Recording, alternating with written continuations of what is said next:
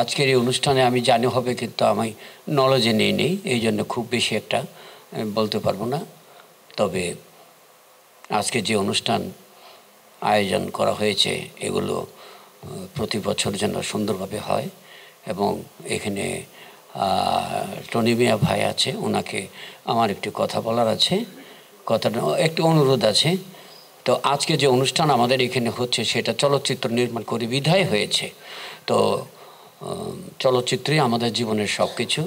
তাই টনি মিয়া ভাইকে বলবো যে আপনি চেষ্টা করলে হবে, আপনারা এখানে চলচ্চিত্র নির্মাণ করুন, একটা হোক, দুটা হোক, তিনটা হোক।